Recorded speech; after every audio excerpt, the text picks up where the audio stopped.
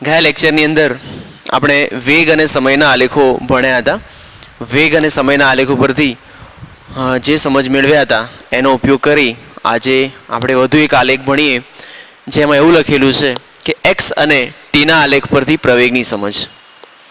અત્યાર સુધી ભણી ગયા મિત્રો, એની અંદર કંઈક આ પ્રમાણે આપણે શીખ્યા હતા કે જો એક્સ વિરુદ્ધ ટીનો આલેખ હોય તો એક્સ વિરુદ્ધ ટીના આલેખમાં આલેખનો ઢાળ લેવામાં આવે.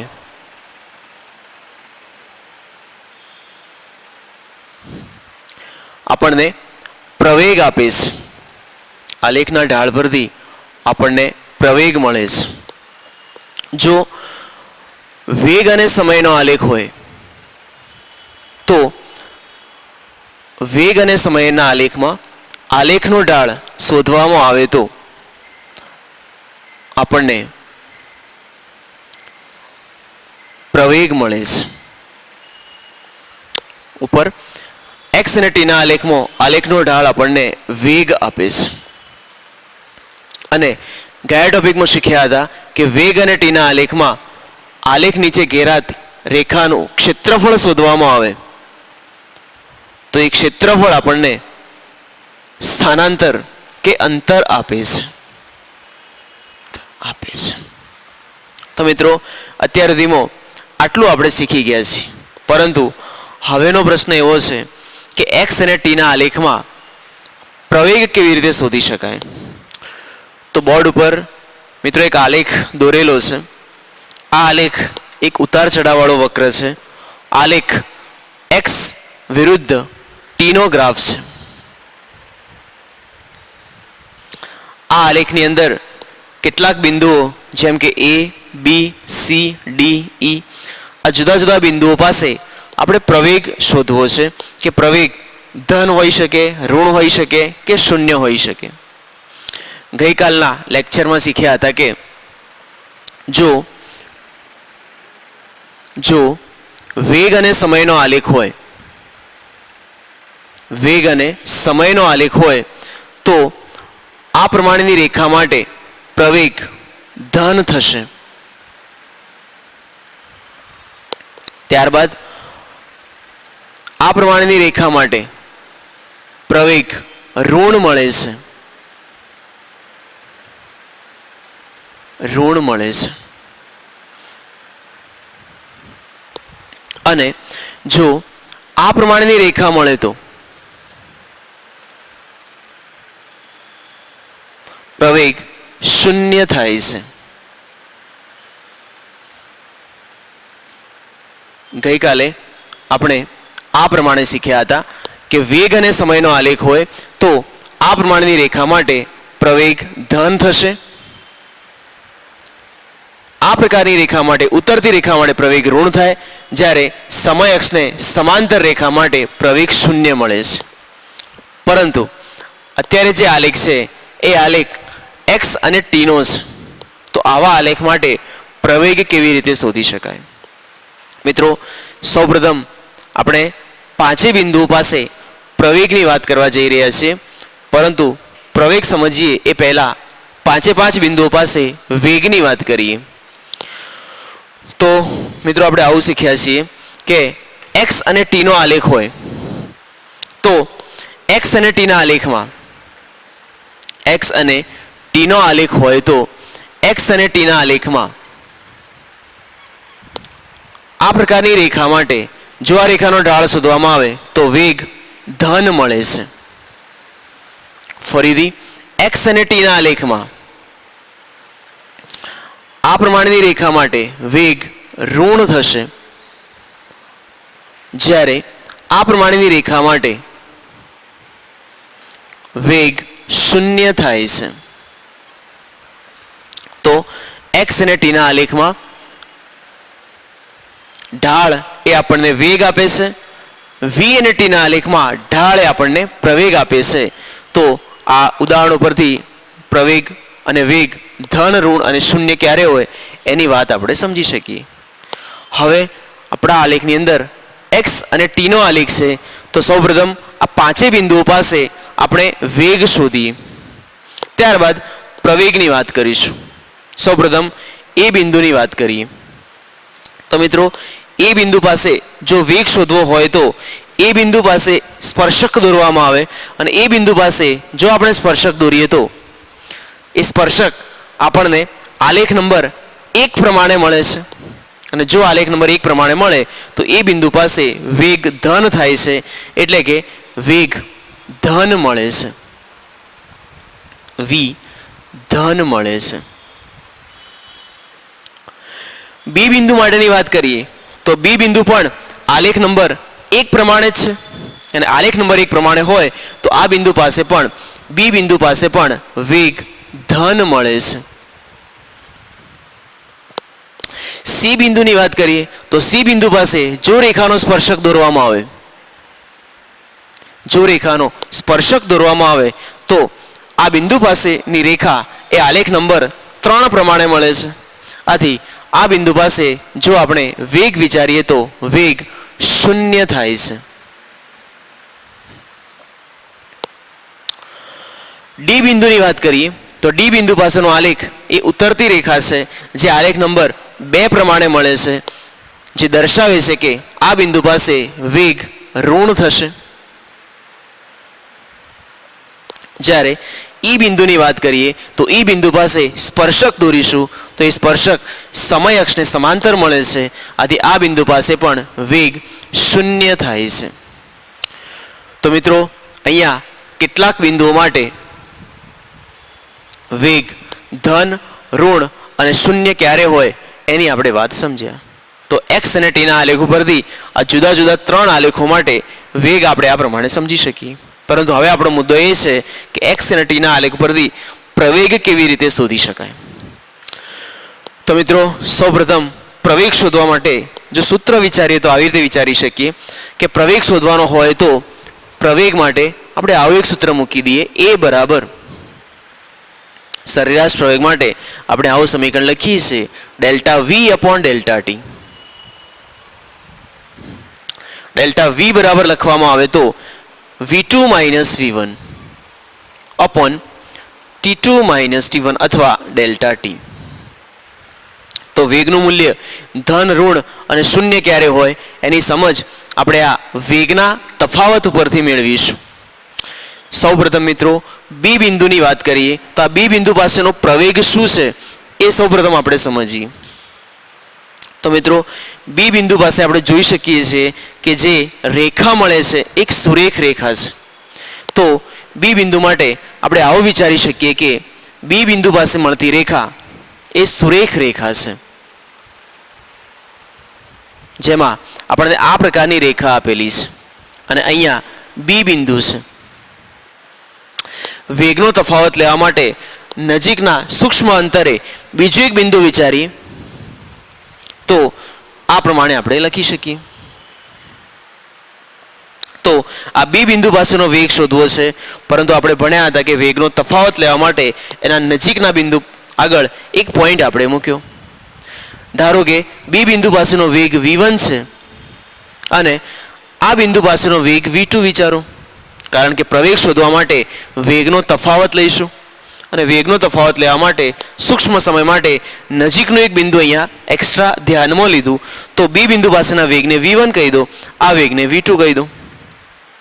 આપણે ભણ્યા હતા કે જો એક્સ અને ટીનો આલેખ સુરેખ રેખા હોય તો સુરેખ રેખા પર વેગ અચળ રહે છે અને વેગ અચળ રહે તો આવા કિસ્સા માટે V1 બરાબર V2 થશે.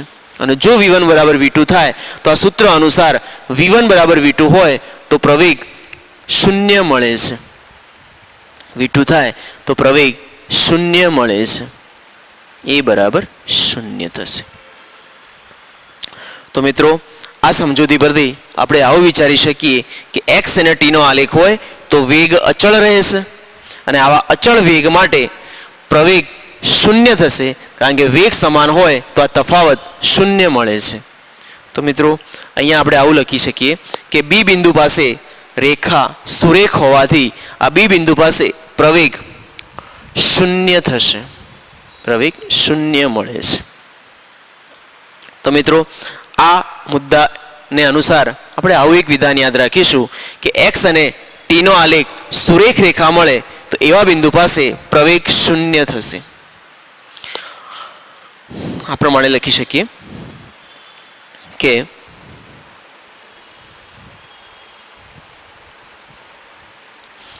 સુરેખ રેખા એક્સ અને ટીનો આલેખ, એક્સ અને ટીનો આલેખ સુરેખ રેખા મળે તો આ સુરેખ રેખા માટે હોવાથી એ બરાબર પ્રવેગ શૂન્ય થાય છે. મિત્રો આવું એક વિધાન આપણે અહીંયા યાદ રાખીશું. હવે ડી બિંદુની વાત કરીએ તો મિત્રો ડી બિંદુ પાસે પણ સુરેખ રેખા જ જોવા મળે છે અને ડી બિંદુ પાસે જો સુરેખ રેખા હોય તો વેગ ઋણ મળે છે, પરંતુ આપણે ભણ્યા છીએ કે સુરેખ રેખા માટે વેગ સમાન છે તો ડી બિંદુ પાસે પણ v1 બરાબર v2 થશે અને આવા સંજોગોમાં પ્રવેગનો જવાબ ફરીથી શૂન્ય મળે છે. તો અહીંયા લખી શકાય કે પ્રવેગ શૂન્ય થાય છે. તો મિત્રો આ પ્રમાણે યાદ રાખીશું કે સુરેખ રેખા હોય એ સુરેખ રેખા માટે પ્રવેગ હંમેશા શૂન્ય મળે છે. હવે આપણે ઈ બિંદુની વાત કરીએ કે ઈ બિંદુ પાસેનો પ્રવેગ શું મળે.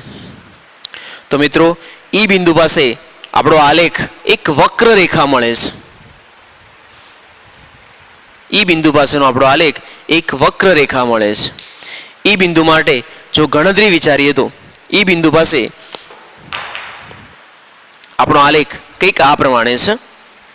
એક વક્ર રેખા આપણને આ રીતે જોવા મળે છે અને અહીંયા ઈ બિંદુ આવેલું છે જો આગળ આપણે પ્રવેગ શોધવો છે.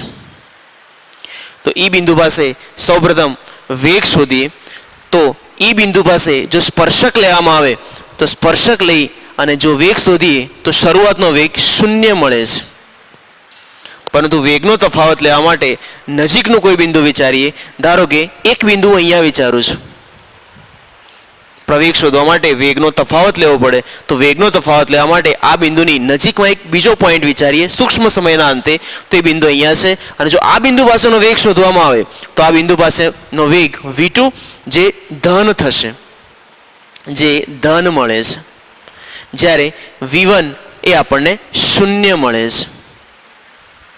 તો વક્ર રેખા માટે નજીકના બે બિંદુઓ વિચારો તો આ બિંદુ પાસે વેગ શૂન્ય થાય અને તરત પછીના બિંદુ માટે વેગ ધન થાય છે. તો અહીંયા આપણે કહી શકીએ કે v2 ગ્રેટર ધેન v1 છે. આલેખ ઉપરથી કહી શકાય કે v2 ગ્રેટર ધેન v1 છે અને જો v2 ગ્રેટર ધેન v1 હોય તો v2 ગ્રેટર ધેન v1 સૂત્રમાં મૂકવામાં આવે તો આ સૂત્ર પરથી પ્રવેગ આપણને ધન મળે છે. પ્રવેગ આપણને ધન મળે છે. તો મિત્રો આપણે આ પ્રમાણે યાદ રાખીશું કે જો આ પ્રમાણે વક્ર રેખા મળે તો એવા બિંદુ પાસે પ્રવેગ હંમેશા ધન મળે છે. તો ઈ બિંદુ પાસે આ પ્રમાણે વક્ર રેખા બનતી હોવાથી આ બિંદુ પાસે પ્રવેગ ધન મળે છે. પ્રવેગ ધન મળે છે. આપણે આ રીતે યાદ પણ રાખીશું કે આપણે આ વિધાનને આ રીતે યાદ પણ રાખીશું કે x અને t નો આલેખ હોય તો આ પ્રમાણે વક્ર રેખા મળે તો આ વક્ર રેખા પર પ્રવેગ શૂન્ય મળે છે. આ બિંદુ આ વક્ર રેખા પર ગમે તે પોઈન્ટ્સ પર આવેલું હોય, વળાંક વાળી રેખા પર ગમે તે જગ્યાએ પોઈન્ટ્સ આપેલો હોય તો દરેક પોઈન્ટ્સ માટે પ્રવેગ હંમેશા આપણને ધન મળે છે. તો આના માટેનું વિધાન જો લખીએ તો આ પ્રમાણે લખી શકીએ કે જો આલેખ ઉપર તરફ અંતર્ગોળ હોય તો દરેક બિંદુ પાસે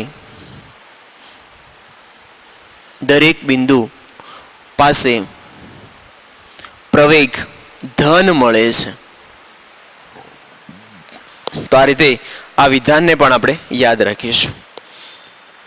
તો આકૃતિની અંદર ઈ બિંદુ પાસે પ્રવેગ ધન જોવા મળશે. હવે વાત કરીએ સી બિંદુની. સી બિંદુ પાસે વિચારીએ તો સી બિંદુ પાસે આપણને જે પ્રમાણેનો આલેખ મળે છે એ આલેખ કંઈક આ રીતે જોવા મળે છે. નીચેની તરફ અંતર્ગોળ છે, જેમાં સી બિંદુ અહીંયા આવેલું બિંદુ છે. હવે આપણે એવું દર્શાવીએ કે પ્રવેગ શોધવા માટે વેગનો તફાવત વિચારીએ અને પ્રવેગ શોધવા માટે વેગનો તફાવત વિચારીએ તો સૂક્ષ્મ સમયના અંતે બીજું એક બિંદુ અહીંયા દર્શાવું છે.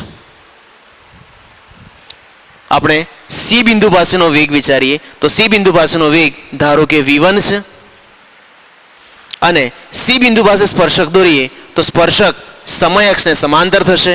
આથી v1 બરાબર 0 થાય. જ્યારે તરત પછીનું બિંદુ લઈએ એટલે કે આ બિંદુ વિચારવામાં આવે તો એ બિંદુ પાસેનો સ્પર્શક વિચારીએ તો એ સ્પર્શક આપણને ઉતરતી રેખા પ્રમાણે મળે છે. આથી અહીંયાના જે વેગને v2 વડે દર્શાવીએ તો v2 આપણને ઋણ મળે છે. હવે પ્રવેગ માટે વેગનો તફાવત વિચારીએ તો v1 0 છે અને v2 ઋણ છે. તો આવા સંજોગોમાં આપણે લખી શકીએ કે v1 greater than v2, v1 greater than v2, કારણ કે v1 0 છે, v2 ઋણ છે તો v1 મોટા થશે અને v1 ગ્રેટર દેન v2 હોય તો આ તફાવત ઋણ થાય છે. આવા સંજોગોમાં પ્રવેગ આપણને ઋણ મળે છે. તો મિત્રો, જ્યારે આપણો આલેખ નીચેની તરફ અંતર્ગોળ હોય તો એવા સંજોગોમાં પ્રવેગની કિંમત આપણને ઋણ મળે છે. તો આ વસ્તુને યાદ રાખવા માટે આપણે આવી રીતે લખીએ કે જો x વિરુદ્ધ t નો આલેખ નીચે પ્રમાણે અંતર્ગોળ હોય, આ પ્રમાણે હોય તો આ વક્રરેખા પરના દરેક બિંદુ માટે પ્રવેગ ઋણ થાય છે. તો લખી શકાય કે આલેખ નીચે તરફ અંતર્ગોળ હોય તો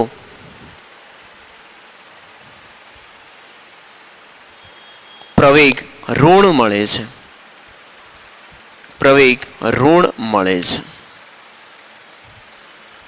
અને આ મુદ્દાને ધ્યાનમાં રાખી અને જો સી બિંદુ પાસે પ્રવેગ વિચારીએ તો સી બિંદુ પાસેનો પ્રવેગ એ આપણને ઋણ મળે છે. તો મિત્રો, આ ટોપિકની અંદર આપણે 3 વાક્યો યાદ રાખીશું કે જો x અને t નો આલેખ સુરેખ રેખા મળે, સુરેખ રેખા આ પ્રમાણે પણ હોઈ શકે કે આ પ્રમાણે પણ હોઈ શકે, તો એ રેખા માટે પ્રવેગ હંમેશા 0 થશે. જો x અને t નો આલેખ ઉપરની તરફ અંતર્ગોળ હોય તો આ પોઈન્ટ્સના દરેક બિંદુ પાસે પ્રવેગ હંમેશા ધન મળે અને x અને t નો આલેખ જો નીચેની તરફ અંતર્ગોળ હોય તો આ દરેક બિંદુ માટે પ્રવેગ આપણને ઋણ જોવા મળે છે. તો આ 3 બાબતોના ધ્યાનમાં રાખી x અને t ના આલેખ ઉપરથી પ્રવેગ નક્કી કરી શકાય છે. જો વેગ નક્કી કરવાની વાત હોય તો આલેખનો ઢાળ લઈએ છીએ કે x અને t ના આલેખમાં સુરેખ રેખા હોય તો વેગ ધન થાય, ઉતરતી રેખા માટે વેગ ઋણ થાય અને સમય અક્ષ સમાંતર રેખા માટે વેગ 0 મળે છે. તો આ પોઈન્ટ્સના આધારે વેગ નક્કી કરી શકાય, આ પોઈન્ટ્સના આધારે પ્રવેગ નક્કી કરી શકાય. એક લાસ્ટ પોઈન્ટ એ બિંદુની વાત કરીએ તો મિત્રો, એ બિંદુ પાસે વેગ ધન થશે કારણ કે આલેખનો ઢાળ એક ચડતી રેખા છે આલેખ નંબર 1 પ્રમાણે, પરંતુ આ બિંદુ પાસે પ્રવેગ શું મળે? તો મિત્રો, આપણે જોઈ શકીએ છીએ કે એ બિંદુ પાસે જે રેખા જોવા મળે છે એ રેખા વક્ર રેખા છે. અને વક્ર રેખા હોય તો આપણે ભણ્યા હતા કે વક્ર રેખા હોય તો પ્રવેગ ધન અથવા ઋણ હોઈ શકે, પરંતુ એ બિંદુ પાસે જે વક્ર રેખા દેખાય છે એ વક્ર રેખા આ પ્રમાણેની જોવા મળે છે. આ રેખાનો જે શેપ જોઈએ તો એ શેપ આપણને આ પ્રમાણે જોવા મળે છે. અને આપણે ભણ્યા હતા કે જો ઉપર તરફનો આલેખ જોવા મળે તો આવા સંજોગોની અંદર પ્રવેગ ધન થાય છે. તો અહીંયા લખી શકાય કે એ એટલે કે પ્રવેગ ધન હોય છે. બીજા કોઈક બિંદુની વાત કરીએ, ધારો કે આપણે અહીંયા કોઈ પોઈન્ટ્સ આપેલો હોય, આ જગ્યા પર કોઈ પોઈન્ટ્સ આપેલો હોય તો એ બિંદુ માટે પણ આપણે આ જ પ્રકારનો આલેખ વિચારી શકીએ. આથી અહીંયા પણ પ્રવેગ ધન થાય છે. ફરી અહીંયા કોઈ પોઈન્ટ આપેલો હોય તો આ પોઈન્ટ એક સુરેખ રેખા પર આવે છે અને સુરેખ રેખા પર આવે તો આ બિંદુ માટે પ્રવેગ શૂન્ય થાય છે. અહીંયા પોઈન્ટ્સ વિચારીએ તો આ પોઈન્ટ્સ એક વક્ર રેખા પર આવે છે અને વક્ર રેખા પર આવતો હોય તો આલેખ નીચેની તરફ અંતર્ગોળ છે તો પ્રવેગ ઋણ થાય છે. તો મિત્રો આ જુદા જુદા શેપના આધારે આપણે પ્રવેગ ધન ઋણ કે શૂન્ય મળે એનું અનુમાન લગાડી શકીએ છીએ. તો એક અગત્યનો મુદ્દો છે કે એક્સ અને ટીના આલેખ ઉપરથી વેગ કેવી રીતે ધન ઋણ કે શૂન્ય હોઈ શકે અને પ્રવેગ ધન ને ઋણ કેવી રીતે હોય એ આપણે નક્કી કરી શકીએ છીએ. મિત્રો એક્સ અને ટીના આલેખ પરથી વેગ અને પ્રવેગની સમજૂતી મેળવ્યા બાદ હવે આપણે સ્વાધ્યાયમાં આપેલો એક દાખલો જોઈએ જેની રકમ આ પ્રમાણે મળે છે. રકમની અંદર આપણને આ પ્રમાણે એક્સ અને ટીનો એક આલેખ આપેલો છે. એક્સ વિરુદ્ધ ટીનો આલેખ દર્શાવેલો છે. આ આલેખની અંદર એ આલેખ આપણને કંઈક આ રીતે મળે છે. પ્રશ્ન આપણને આ રીતે પૂછેલો છે કે એક્સ અને ટીના આલેખમાં 0.3 સેકન્ડ 1.2 સેકન્ડ અને -1.2 સેકન્ડ માટે કણના સ્થાન વેગ અને પ્રવેગના ચિહ્ન જણાવો. ચિહ્ન શું હોઈ શકે?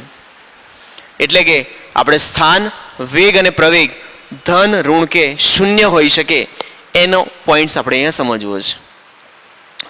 તો મિત્રો સૌપ્રથમ 0.3 સેકન્ડ માટે આપણે જોઈએ તો અહીંયા લખીએ છીએ કે 0.3 સેકન્ડ.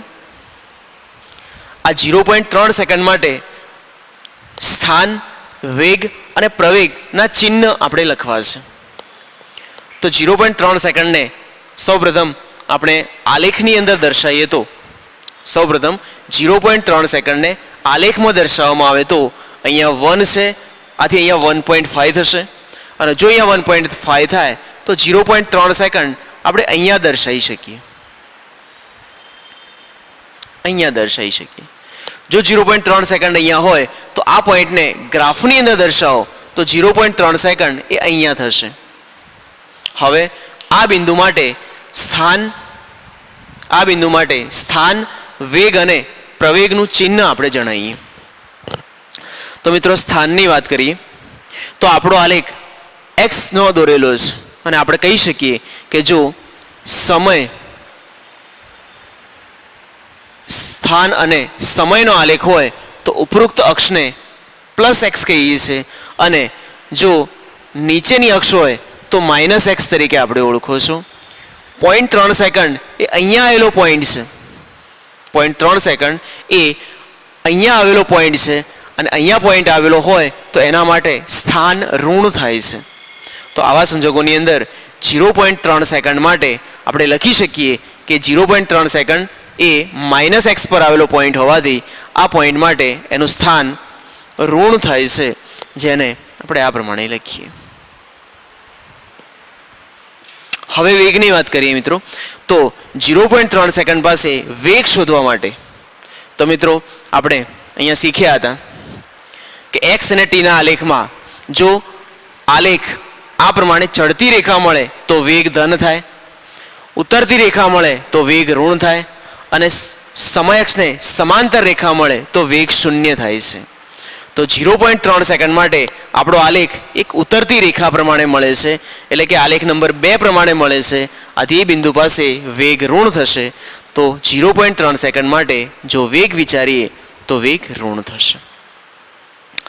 પ્રવેગની વાત કરીએ તો એક્સ અને ટીના આલેખમાંથી પ્રવેગ શોધવા માટે આપણે આ 3 પોઈન્ટ્સને ધ્યાનમાં રાખીશું. અને આપણે ભણ્યા હતા કે જો સુરેખ રેખા હોય તો પ્રવેગ શૂન્ય થાય, ઉપરની તરફ અંતર્ગોળ શેપ હોય તો પ્રવેગ ધન થાય અને નીચેની તરફ અંતર્ગોળ શેપ હોય તો પ્રવેગ ઋણ મળે. 0.3 સેકન્ડ માટે આપણે જોઈ શકીએ છીએ કે આલેખ ઉપરની તરફ અંતર્ગોળ છે તો આવા કિસ્સા માટે પ્રવેગ ધન થાય છે. તો 0.3 સેકન્ડ માટે પ્રવેગ આપણને ધન મળે છે. તો મિત્રો આ રીતે 0.3 સેકન્ડ માટે સ્થાન વેગ અને પ્રવેગના ચિહ્ન આપણે શોધે. બાકીના બંને પોઈન્ટ્સ તમે તમારી રીતે વિચારી શકો છો, છતાં આપણે સમજીએ કે 1.2 સેકન્ડ હોય તો ચલો આલેખની અંદર 1.2 સેકન્ડને દર્શાવીએ. તો મિત્રો 1 અને 2 ની વચ્ચે અહીંયા 1.5 લખી શકાય અને 1.2 હોવાથી 1.2 ને આપણે અહીંયા બતાવી શકીએ છીએ અને એ જ પોઈન્ટને જો આલેખમાં દર્શાવો તો 1.2 એ અહીંયા આવશે. સૌપ્રથમ સ્થાનની વાત કરીએ તો 1.2 એ પ્લસ એક્સ પર આવે છે. આ જે પોઈન્ટ છે એ આકૃતિની અંદર અહીંયા ક્યાંક મળે છે, આ બિંદુ પાસે મળે છે, એટલે આ પ્લસ એક્સ અક્ષ પર આવે. આથી જો સ્થાનની વાત કરીએ તો 1.2 સેકન્ડ માટે સ્થાન ધન બને છે. હવે વેગની વાત કરીએ તો 1.2 સેકન્ડ માટે વેગ તો આપણે ભણ્યા હતા કે એક્સ અને ટી નો આલેખ હોય તો આ બિંદુ પાસેનો ગ્રાફ એ આકૃતિ નંબર 1 પ્રમાણે મળે છે. ચડતી રેખા માટે વેગ આપણે ધન ગણીએ છીએ. આથી 1.2 સેકન્ડ માટે એક આલેખ ચડતી રેખા મળતો હોવાથી અહીંયા વેગ ધન થશે. પ્રવેગની વાત કરીએ તો પ્રવેગ માટે આપણે શેપ જોઈશું. આ શેપ નીચેની તરફ અંતરગોળ મળે છે. આપણે ભણ્યા હતા કે નીચેની તરફ અંતરગોળ હોય તો પ્રવેગ ઋણ મળે. આથી આ બિંદુ પાસે પ્રવેગ ઋણ મળે છે. ત્રીજું -1.2 સેકન્ડ જોઈએ તો અહીંયા લખીએ -1.2 સેકન્ડ. -1.2 સેકન્ડને આકૃતિમાં દર્શાવીએ તો અહીંયા -1 છે, અહીંયા -1.5 થશે. જો 1.2 ને દર્શાવીએ તો અહીંયા લખી શકાય -1.2 અને એ પોઈન્ટ્સને આલેખમાં દર્શાવો તો 1.2 એ અહીંયા આવતો પોઈન્ટ થશે. હવે આ બિંદુ માટે સ્થાન વિચારીએ તો આ પોઈન્ટ એ ઋણ એક્સ અક્ષ તરફ જાય છે અને ઋણ એક્સ અક્ષ તરફ જાય તો આ પોઈન્ટ માટે એનું સ્થાન આપણે ઋણ લખીશું. વેગની વાત કરીએ તો આ બિંદુ પાસે સ્પર્શક દોરીએ તો સ્પર્શક એ ચડતી રેખા જેવો મળે છે અને આપણે ભણ્યા હતા કે એનો ઢાળ ધન થાય તો વેગ ધન થશે. જ્યારે પ્રવેગની વાત કરીએ તો મિત્રો આલેખ ઉપરની તરફ અંતરગોળ છે અને ઉપરની તરફ અંતરગોળ આલેખ માટે પ્રવેગ ધન થાય છે તો પ્રવેગ ધન થશે. તો મિત્રો આ રીતે 3 બિંદુઓ માટે વેગ, પ્રવેગ અને સ્થાન નક્કી કરી શકીએ છીએ. જો વધારાનું એક ઉદાહરણ આપણે અહીંયા એડ કરીએ તો 0 સેકન્ડ માટે કેલ્ક્યુલેશન વિચારીએ કે અહીંયા 0 સેકન્ડ માટે શું આન્સર આવી શકે. આ વધારાનું એક ઉદાહરણ આપણે આ પોઈન્ટ્સની અંદર એડ કરીએ કે 0 સેકન્ડ માટે જો પદાર્થનું સ્થાન, વેગ અને પ્રવેગ પૂછ્યો હોય તો શું લખી શકાય.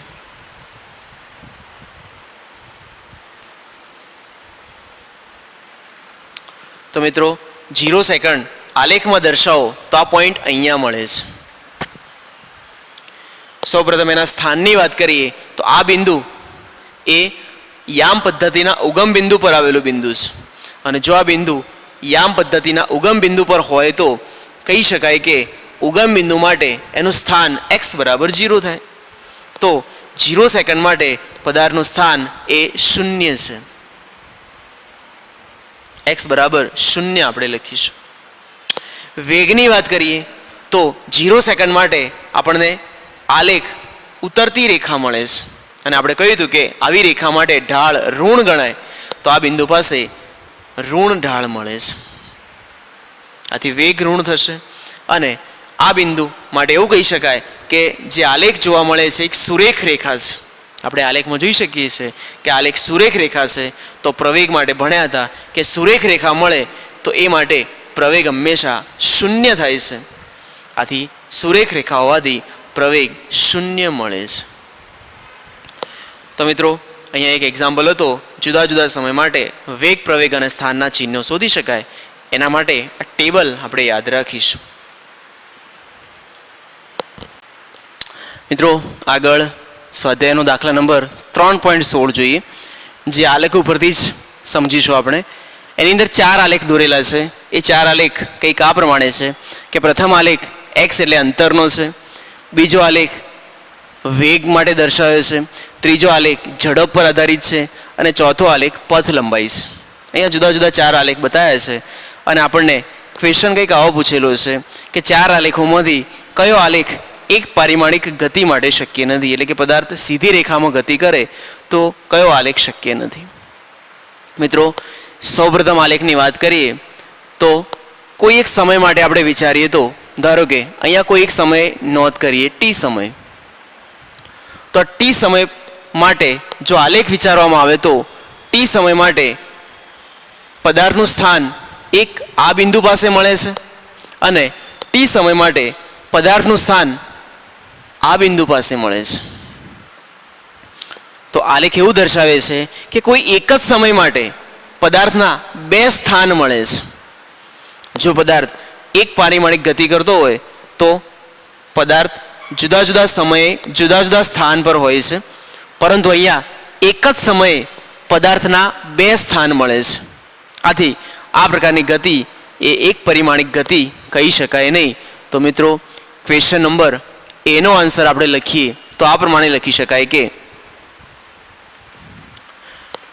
કોઈ એક સમય માટે પદાર્થ બે સ્થાન પર છે.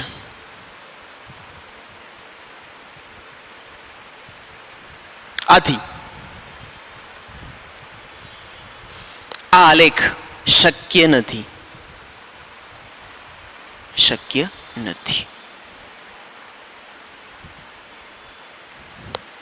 બી. બીજા આલેખની વાત કરીએ તો એ આલેખ વેગનો આલેખ છે અને એ આલેખની અંદર અહીંયા એક વર્તુળ દોરેલું છે. ચલો આવું જ આપણે કંઈક વિચારીએ. કોઈ એક સમય માટે, દાખલા તરીકે અહીંયા એક બિંદુ લઉં છું, ટી સમય. તો આ ટી સમય માટે જો આલેખ વિચારીએ તો આલેખ ઉપર આ બિંદુ અહીંયા નોટ કરી શકાય અને એ જ સમય માટે અહીંયા પણ એક પોઈન્ટ મૂકી શકાય. તો આ પણ સેમ એવું દર્શાવે છે કે ટી સમયે પદાર્થ બે વેગ ધરાવે છે. એક ધન વેગ છે, એક ઋણ વેગ છે. તો કોઈ એક સમયે પદાર્થને ધન અને ઋણ એવા બે વેગ હોઈ શકે નહીં. આથી આ આલેખ પણ એક પારિમાણિક રીતે ખોટો સાબિત થાય છે. તો ક્વેશ્ચન બી માટે પણ આવું લખી શકીએ કે કોઈ એક સમયે પદાર્થ ધન અને ઋણ એમ બે વેગ ધરાવે છે.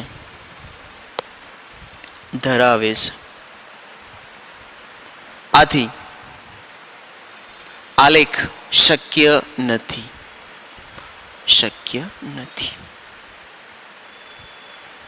ઓકે, આ બિંદુ પાસે ધન વેગ અને ઋણ વેગ, તો આવો આલેખ પણ શક્ય નથી. ત્રીજા આલેખની વાત કરીએ મિત્રો, તો આ આલેખ ઝડપનો આલેખ અહીંયા દર્શાવેલો છે. અને મિત્રો, આપણે ભણ્યા હતા કે ઝડપ એ અદિશ રાશિ છે, હંમેશા ધન જ હોય છે, કારણ કે પથ લંબાઈ પર આધારિત છે. તો ઝડપ ક્યારે ઋણ હોઈ શકે નહીં. પરંતુ આપણા આલેખમાં આપણે જોઈ શકીએ છીએ કે આલેખમાં અહીંયા ઝડપ ધન છે, પરંતુ આ વિભાગની અંદર ઝડપ ઋણ થાય છે. ઝડપ ક્યારે ઋણ હોઈ શકે નહીં. આથી કહી શકાય કે આ આલેખ પણ શક્ય નથી. તો આ રીતે લખીએ, ઝડપ ક્યારે ઋણ હોઈ શકે નહીં.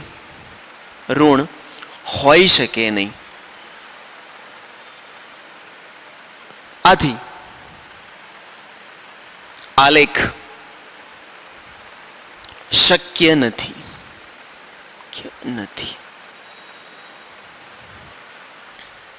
અને છેલ્લા આલેખની વાત કરીએ મિત્રો, તો આ પથ લંબાઈનો આલેખ છે. પથ લંબાઈ અને સમયનો આલેખ અહીંયા દોરેલો છે. આપણે ભણ્યા હતા કે પથ લંબાઈ પણ હંમેશા ધન હોય છે. જો પદાર્થ એક પારિમાણિક ગતિ કરતો હોય તો એ પદાર્થ સુરેખ માર્ગ પર ગતિ કરે છે. તો આ બિંદુથી ગતિની શરૂઆત કરે તો પદાર્થ ધન દિશા તરફ જાય છે.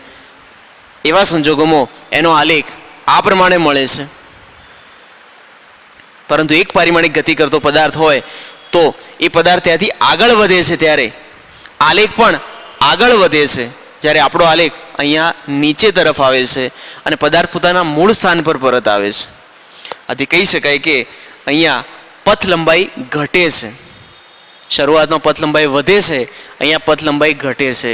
પથ લંબાઈ ક્યારેય ઘટી શકે નહીં, પથ લંબાઈ હંમેશા વધે છે. આથી આ આલેખ પણ શક્ય નથી. તો લખી શકાય કે ડી અમુક સમય બાદ પથ લંબાઈ ઘટે છે, જે શક્ય નથી. આથી આલેખ શક્ય નથી. તો મિત્રો, ચારેય આલેખની અંદર કઈ ક્ષતિ છે અને ચારેય આલેખો એ શક્ય બનતા નથી. તો ઉદાહરણ સ્વાધ્યાય 3.16 એ રકમ આપણે આ પ્રમાણે સમજ્યા. હવે બીજા એક એક્ઝામ્પલની વાત કરીએ. સ્વાધ્યાય 3.13 જેની અંદર આપણને તફાવત સમજાવો એવો પ્રશ્ન પૂછેલો છે. બે પ્રશ્નો છે, એ અને બી. પહેલા ક્વેશ્ચનમાં એવું સમજાવવાનું છે કે કોઈપણ સમયગાળામાં સ્થાનાંતરનું મૂલ્ય અને કણે કાપેલ કુલ અંતર. તો મિત્રો, આ આપણે જાણીએ છીએ કે સ્થાનાંતર એટલે શું? તો થિયરીમાં શીખી ગયા હતા કે સ્થાનાંતર એટલે પદાર્થના પ્રારંભિક સ્થાન અને અંતિમ સ્થાન વચ્ચેનો તફાવત. એટલે કે પદાર્થના પ્રારંભિક સ્થાન અને અંતિમ સ્થાન વચ્ચેનું અંતર, જેને આપણે સ્થાનાંતર કહીએ છીએ. જ્યારે કણે કાપેલું કુલ અંતર એટલે કે જેને આપણે પથ લંબાઈ કહેતા હતા. બીજા તફાવતની વાત કરું તો સ્થાનાંતર હંમેશા ધન, ઋણ કે શૂન્ય હોઈ શકે, જ્યારે કણે કાપેલું અંતર હંમેશા ધન જ હોય છે. સ્થાનાંતર સદિશ રાશિ છે, પ્લસ માઇનસ હોઈ શકે, જ્યારે કણે કાપેલું કુલ અંતર હંમેશા ધન જ હોય છે. તો મિત્રો, ક્વેશ્ચન નંબર એ ની અંદર સ્થાનાંતર અને અંતર સમજાવવાનું હતું, જે આપણે સીધું વાંચીને સમજી શકીએ છીએ. પરંતુ ક્વેશ્ચન બી ની વાત આપણે કરીએ. ક્વેશ્ચન બીમાં એવું કહ્યું છે કે કોઈપણ સમયગાળામાં સરેરાશ વેગનું મૂલ્ય અને એ જ સમયગાળામાં ઝડપનું મૂલ્ય. તો વેગ અને ઝડપની વાત કરી છે અને એક સાબિત કરવાનું એવું કહ્યું છે કે દર્શાવો કે બીજી રાશિ, અહીંયા એવું કહ્યું છે કે દર્શાવો કે બીજી રાશિ એટલે સરેરાશ ઝડપ. બીજી રાશિ એટલે સરેરાશ ઝડપ પ્રથમ રાશિ કરતાં મોટી કે તેના જેટલી જ છે. તો આપણે કંઈક આવું સાબિત કરવાનું છે કે સરેરાશ ઝડપ ગ્રેટર ઓર ઇક્વલ સરેરાશ વેગ. આપણે આવું પરિણામ અહીંયા સાબિત કરવું છે કે સરેરાશ ઝડપ એ સરેરાશ વેગના જેટલી અથવા એના કરતાં મોટી હોય છે. મિત્રો, આવું પરિણામ આપણે અહીંયા સાબિત કરવું છે. તો આના માટે સંખ્યા રેખાનું ઉદાહરણ છે, જેના પરથી બહુ ઇઝીલી આ વસ્તુને આપણે સમજી શકીએ. ઉદાહરણ આ પ્રમાણે છે કે એક આકૃતિમાં સંખ્યા રેખા દોરી છે અને પદાર્થ ધારો કે પોતાની ગતિની શરૂઆત એ બિંદુથી કરે છે. એ બિંદુથી ગતિ શરૂ કરી અને પદાર્થ માનો કે બી બિંદુ સુધી જાય છે. એથી બી બિંદુ સુધી જવા માટે પદાર્થ ધારો કે 4 સેકન્ડનો સમયગાળો લેશે. તો આપણે આવું લખીએ કે પદાર્થ એથી બી સુધી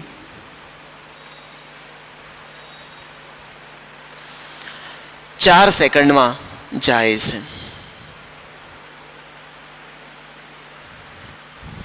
હવે સૌપ્રથમ સરેરાશ ઝડપની ગણતરી કરીએ. તો સરેરાશ ઝડપ બરાબર પથ લંબાઈ ભાગ્યા સમય. તો સૂત્ર મૂકીશું પથ લંબાઈ ભાગ્યા સમય.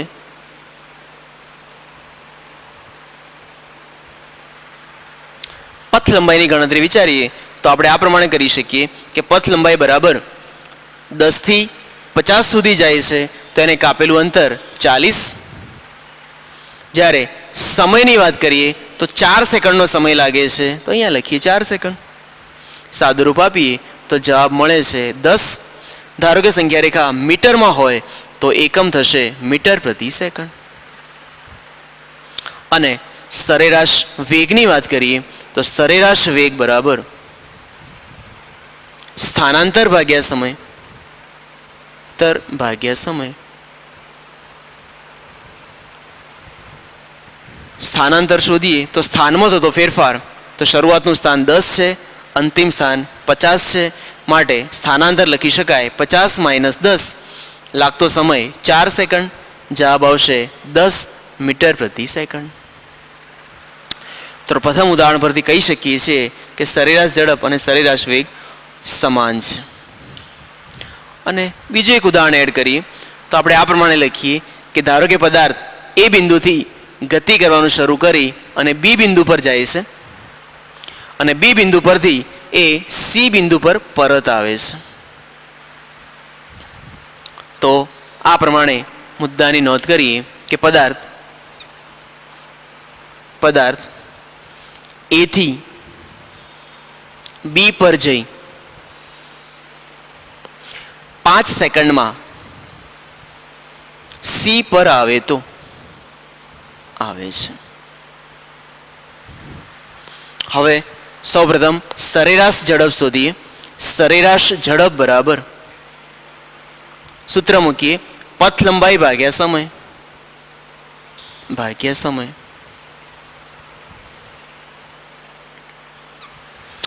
પથ લંબાઈની વાત કરીએ તો એ થી બી સુધી જાય ત્યારે 40 મીટર અને બી થી સી પર આવે ત્યારે બીજા 20 મીટર. તો ટોટલ પથ લંબાઈ થાય છે 40 + 20 અને સમય લાગે છે 5 સેકન્ડ. સાદુરૂપ આપીએ તો જવાબ મળે છે 12 મીટર પ્રતિ સેકન્ડ. તો સરેરાશ ઝડપ આપણને 12 મીટર પ્રતિ સેકન્ડ મળે છે. સરેરાશ વેગ શોધીએ તો સરેરાશ વેગ બરાબર સ્થાનાંતર ભાગ્યા સમય.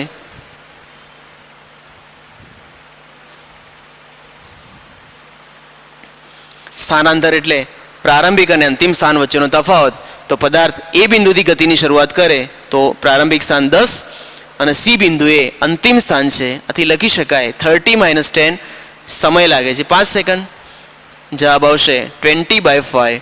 આન્સર મળે છે 4 મીટર પ્રતિ સેકન્ડ. તો મિત્રો પ્રથમ ઉદાહરણ પરથી કહી શકાય કે સરેરાશ ઝડપ અને સરેરાશ વેગ સમાન છે.